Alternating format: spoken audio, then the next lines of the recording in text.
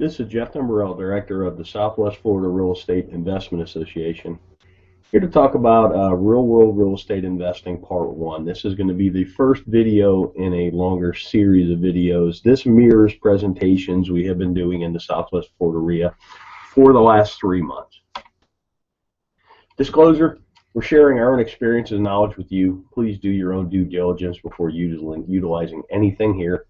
This is not to be construed as investment advice, and you should seek competent counsel before trying this at home.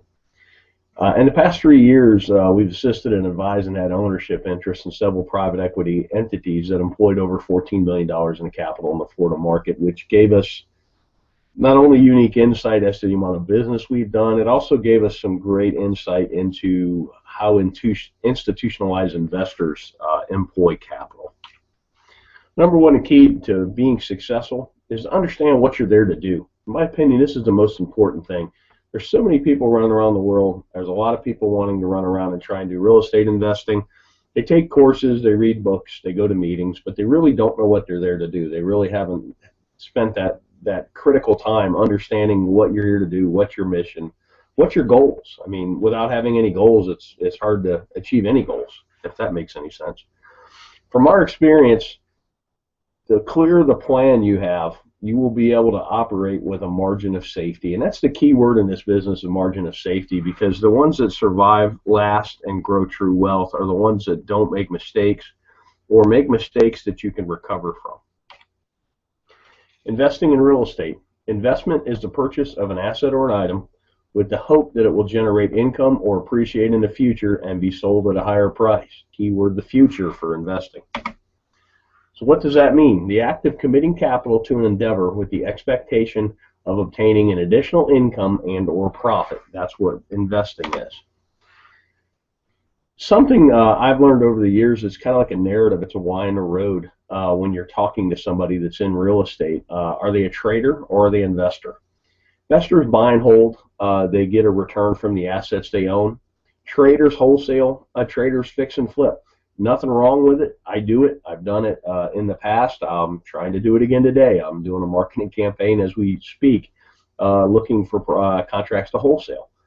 With that said, it's two different narratives and even two different valuation processes, investor versus trader. You need to recognize the difference between the two. Basic questions for an investor. How much capital are you employing? What's your desired rate of return? When are you going to need this capital back? And then what's your risk tolerance? Those 4 questions are how you determine what you're there to do. Then we'll talk about capital. There's an opportunity cost of capital, and particularly when you're raising capital, which I've been part of some private equity raises, you really need to understand what other opportunities are out there for investors, because generally why would you buy a piece of real estate that pays you 2% a year with all the headaches associated with that, when you can, if you could at the same time own a CD at 5 with none of the headaches. Give you a chart on 10-year T-bills, talk about opportunity cost.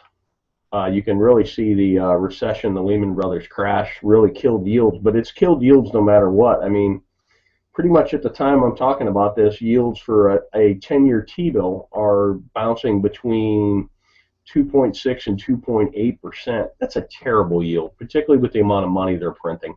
Then you go back 10 years, and this is why investment real estate has become so popular, because it's one of the few places you can get a yield.